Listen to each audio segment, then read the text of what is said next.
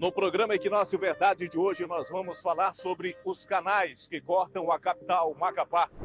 Qual a importância deles? Como o poder público tem tratado desse, que é um assunto muito sério. Como vivem as famílias hoje que já foram atingidas por alagamentos, por desastres durante o período invernoso. O que se tem previsto para o futuro? As obras. Vamos conhecer histórias de quem perdeu tudo. É o que você confere a partir de agora no Equinócio Verdade, que está no ar.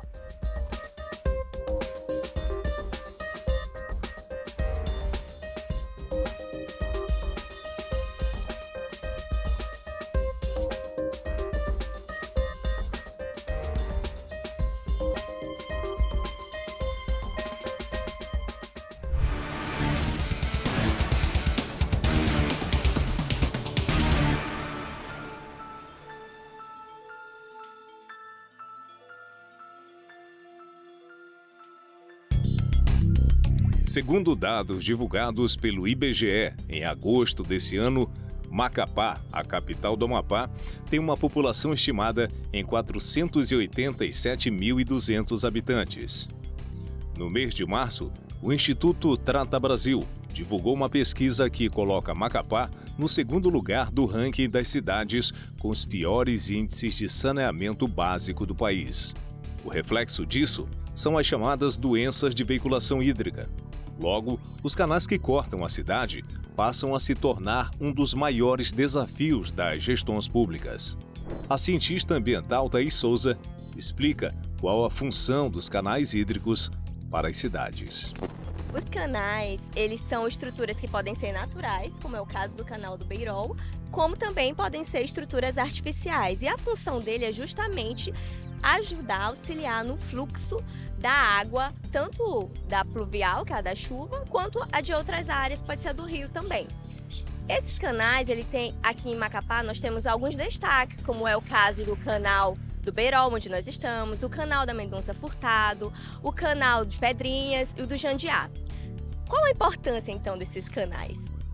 Esses canais, eles têm importância principalmente para a regulação térmica da cidade, dos locais próximos, para a manutenção da biodiversidade local. Também é muito importante, principalmente para ajudar a evitar as inundações urbanas, que é um tópico que nós trabalhamos em dois artigos que foram publicados, e eles trazem justamente essa importância da manutenção correta dos canais e os problemas que causam as inundações urbanas por causa dessa ineficiência. Foram registrados 28 áreas de risco nesse período analisado, e entre essas áreas de risco, quase 60% delas eram de alto risco. Onde estavam localizadas essas áreas de alto risco? Justamente nessas áreas próximas a canais e nas áreas também de ressaca, né? Que é onde a gente vê que tem uns aglomerados subnormais que causam variados impactos. Um dos principais impactos dessas ocupações subnormais é o descarte incorreto de lixo. O resultado desse acúmulo de plásticos, restos de móveis, eletrodomésticos e outros objetos resulta em uma barreira que impede o fluxo de água, provocando os alagamentos. Recentemente, a repórter Luciane Alves acompanhou de forma inédita a retirada desses resíduos sólidos em um dos canais do bairro do Muga, na zona sul da capital. Macapá é formado, eu sempre falei, por bacias e canais. Nos anos 70, 60% do perímetro urbano de Macapá eram bacias e canais. Hoje representa pouco mais de 20%. Se você observar aqui, nós estamos numa grande bacia e essa bacia ela foi aterrada e as pessoas foram buscando moradia. Por quê? Porque não tinham onde morar. Faltou uma política pública coerente, séria, responsável, que não permitisse isso, ecologicamente sustentável, ou seja, responsabilidade com o meio ambiente. Você vê o que acontece, né? Olha isso aqui, acabamos de tirar isso aqui, ó. Olha aqui, ó. Estava no fundo, né? Você foi testemunha, né? Do fundo. É isso aqui, olha, isso entope uma tubulação fácil, né? Então o que a gente pede? A gente pede só compreensão, participação da população. Os canais, no geral, eles têm grande função para auxiliar, né, como eu já falei, na biodiversidade local, mas também eles são de suma importância para o bem-estar humano. Porque nós sabemos que alguns dos canais, eles também são usados, por exemplo, para captação de água, para transporte, como a gente vê no Canal das Pedrinhas, muitos barcos, mesmo de pequenas embarcações, mas estão lá, e também para recreação. Os principais problemas que nós vemos nos canais é justamente a falta de manutenção. Essa falta de manutenção, ela causa muitos impactos, e se tivesse, por exemplo, chovendo hoje, aqui a gente já ia ter um pequeno transbordamento que ia causar transtornos à sociedade. Mas além disso, nós temos o problema que falta a educação ambiental, muitas das vezes, das pessoas, que nos canais existe uma grande abrangência de resíduos sólidos. Muitas pessoas fazem esse despejo inadequado dos resíduos sólidos e que compromete o fluxo da água, porque forma uma barreira e não tem mais como a água passar. O que acontece, a água acaba transbordando e causando esses impactos. Aqui tem uma outra situação aqui que eu estou pisando em cima. Vamos ver o que é? Vamos ver, vamos descobrir o que tem. Olha só, MDF, é um guarda-roupa, do que já foi guarda-roupa. Ó, então assim... Olha aqui, secretário, olha só, aqui. Né? Olha só, uma bicicleta aí, ó. Então assim, você está sendo testemunha da história. Essa é Macapá, essa é a realidade dos canais de Macapá.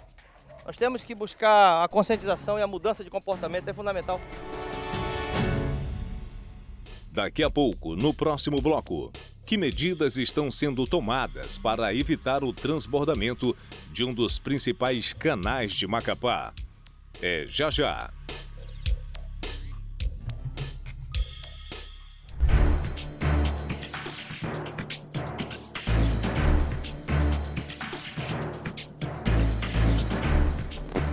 Esse aqui é um dos canais mais importantes que nós temos na cidade, o Canal do Beirol.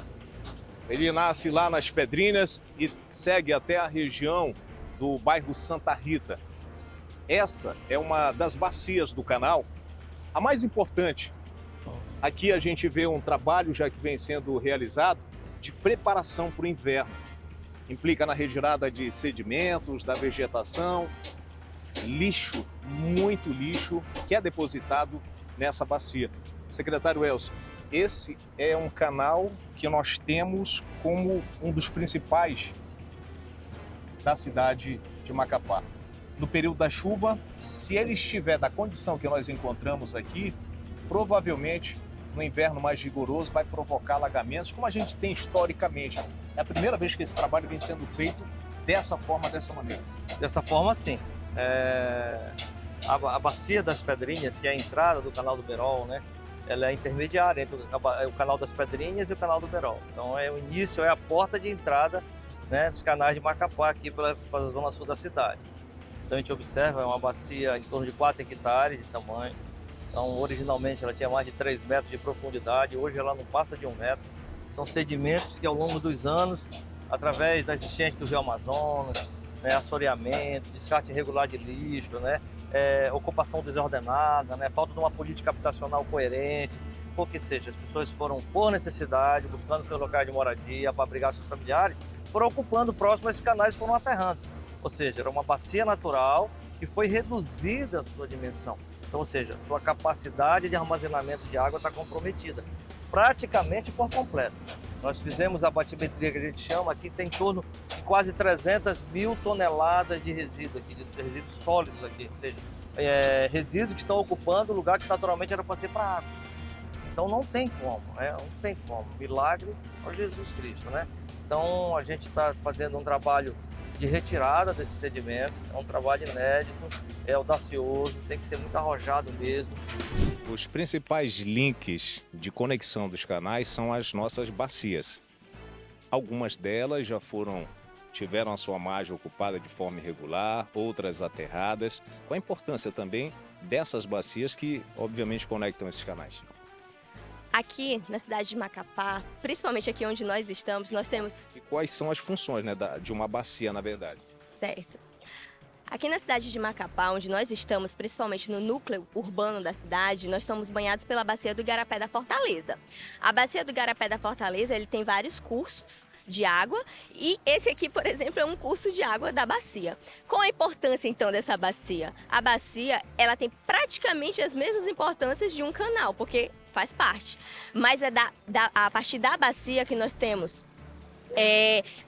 A captação de água, por exemplo, que é a principal importância, é da onde nós tiramos a nossa água para consumo, para recreação, para outras coisas. Além disso, a bacia hidrográfica ela é um conjunto que tem muitos ecossistemas ali. Tem peixe, tem árvore, tem ave, tem muita coisa. Então, a bacia é uma forma de fazer a conservação dessas áreas também. Veja bem, aqui é a alma em relação à macrodrenagem de Macapá. O que é que está sendo feito hoje aqui, secretário? É um trabalho que a gente sabe que é um trabalho demorado. O inverno já está aí, a gente já está no final do ano, o inverno daqui a pouco chega. E as previsões são de um inverno possivelmente rigoroso. E como a gente disse, esse talvez aqui seja o principal respirador da cidade. Toda a água que deságua, água pluvial, lá em cima, ela vem e se concentra aqui. Desce para os canais, os principais, que nós temos aí pelo menos 5, mas tem os canais margeados, que se chamam também, acabam desaguando tudo aqui, até que ela encontre o rio Amazonas já no final aqui das Pedrinhas, né? Para desaguar. Esse é o curso natural, ou deveria ser. Agora, o que é que está sendo feito? Como é que é esse trabalho? Eu queria que o senhor pudesse explicar para a gente. Aqui nós estamos retirando, né, nós estamos fazendo uma movimentação de sedimentos, ou seja, você tem uma placa enorme de ocupação aqui. Como eu falei para vocês, esses sedimentos, ele ocupou o espaço total da bacia praticamente, durante anos, nunca foi feito esse trabalho. Então nós estamos fazendo um lançamento desse sedimento, reabrindo os canais, estamos fazendo uma montoa que a gente chama, a gente está colocando aqui, quando essa máquina com essa balsa chegar na entrada do canal, ela vai recolher esse material e colocar aqui próximo da JP. Daqui, ou seja, nós vamos fazer, aí vai ficar em repouso por alguns dias para poder secar esse material, porque o transporte é caro disso, nós pagamos pelo transporte, pagamos pelo tratamento, e quando esse material está úmido, ele está mais pesado. Então quando ele está mais pesado, nós pagamos mais caro. Por quê? Porque uma tonelada, ou seja, um volume que seria, por exemplo, de 10 metros cúbicos, pesaria 10 toneladas, vai pesar 15 toneladas. Então nós deixamos secar, essa água vai voltar para a bacia, né, para podermos fazermos o transporte. Então esse é um primeiro momento, nós já abrimos mais de 80 metros de canais, nós já rebaixamos mais de 1 metro, ou seja, nós estamos aumentando a capacidade de reservatório de água. Então no primeiro momento nós estamos fazendo esse movimento, é um trabalho que vai durar em torno de 2 a 3 meses. A gente, quando fala aqui desse amontoado, é para que no final das contas, quando ele já for trazido aqui para essa margem, desde lá da ponte ali do início do canal, ele já se transforme nisso aqui. É o processo de cura, de secagem, que é exatamente para evitar que esse dejeto, esses detritos, na verdade, tudo isso aqui, ele vai encharcado, que aumenta a o pesagem, custo, né? O custo, o orçamento, ou seja, aumenta a pesagem. Então a gente faz aqui, a gente faz a decantação, que a gente chama, a gente deposita ele por um tempo, vai ficar na bacia, próxima, bem na margem da bacia, ele vai decantar esse material todinho, ou seja, vai tirar a umidade, né? E a gente daí vamos fazer o transporte. Quando a gente fala sobre essa primeira fase, já está orçado em aproximadamente quanto? Essa primeira fase, 100 milhões. 100 milhões de reais. No PAC 2, o prefeito, Dr. Fulan, entregou nas mãos do presidente da República quando veio a visita em Macapá e foi aprovada agora. E fazer a macrodrenagem, a urbanização, o ordenamento de toda essa região aqui até Atimbito. Qual é o próximo passo? O próximo passo é para frente, né? É correr atrás de recursos, né? E a gente tem projetos, a equipe de projetos é muito boa da prefeitura. Nós conseguimos operacionalizar as emendas que os parlamentares aportam de uma forma muito rápida. Isso traz um retorno imediato para a população.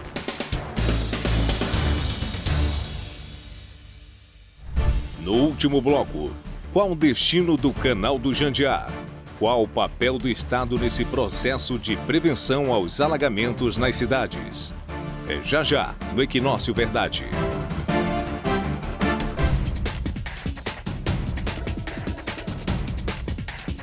Navegável no passado, o Canal do Jandiá é tido como a porta principal de entrada e vazão das águas do rio Amazonas na região leste da capital.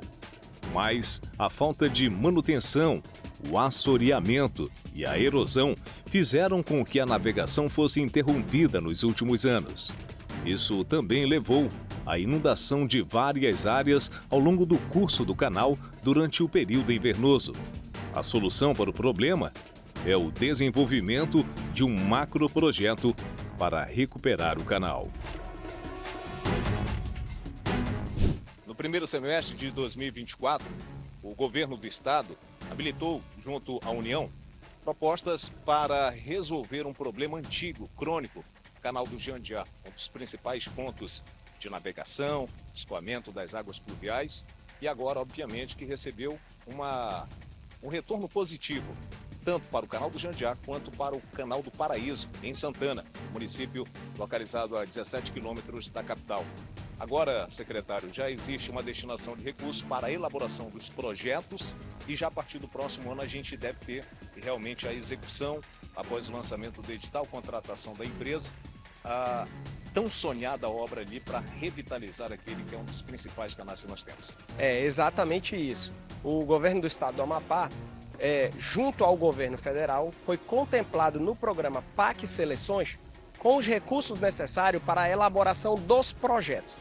Então esse recurso está disponível para o governo do estado e nós já estamos fazendo o processo para a elaboração dos projetos para o Canal do Jandiá, em Macapá, e o Paraíso, em Santana. O que esses projetos vão contemplar? O foco principal deles é garantir o escoamento das águas da chuva, para evitar alagamento nas nossas cidades. Então os canais devem ser retificados, desassoreados, devem ser construídos taludes, mas também contemplam a urbanização do entorno desses canais. Para a gente ter uma ideia, do Canal do Jandiá, ele vai desde a sua foz ali no Amazonas até o aeroporto, atravessando a Idelmar Maia. Então é todo esse perímetro que será contemplado com o projeto e em Santana não vai ser diferente, toda a extensão do canal. O objetivo é garantir o escoamento adequado das águas da chuva no canal natural, evitando alagamentos e transtorno durante o período chuvoso aqui na nossa região, que é muito intenso, todos conhecem. Esse pode ser considerado um macro projeto, secretário? Com certeza. Inclusive o nome técnico é projeto de macrodrenagem. A gente vê nas ruas os bueiros, as bocas de lobos e os tubos, as manilhas. Isso é a microdrenagem. Mas eles levam essas águas por gravidade para os canais, onde acontece a macrodrenagem, e essas águas são encaminhadas para o nosso majestoso rio Amazonas. Então agora, no próximo ano, em 2025, a gente deve concluir a elaboração desses projetos. Qual é o compromisso do governo federal? Uma vez os projetos aprovados, o Amapá será contemplado com os recursos para a execução dessas obras. Então, até o final do próximo ano, a gente deve estar fazendo a licitação para contratar a empresa que vai executar essas obras no final de 25 para 2026. A drenagem é um equipamento urbano de grande importância para o saneamento básico e planejamento das cidades, atuando diretamente no controle de inundações e alagamentos. Sua importância é reconhecida principalmente em países desenvolvidos que utilizam esses sistemas de drenagem como um mecanismo de bem-estar social. De acordo com o Sistema Nacional de Informações sobre Saneamento, o SINIS, 2019, cerca de 45% dos municípios brasileiros não possuem sistemas exclusivos de drenagem. Isto é, a maior parte utiliza sistemas unitários, mesma rede para drenagem e esgoto, ou não possuem nenhum tipo de sistema. Esse cenário torna-se ainda mais preocupante na região norte do país, que apresenta o maior índice de municípios com ausência de serviços de drenagem, cerca de 45,8%. Qual é a solução para isso, secretário? A solução para isso, agora, é fazer um estudo junto com a comunidade, com técnicos competentes, buscar alternativas. O primeiro passo vai ser a urbanização, a drenagem e desassoreamento disso aqui.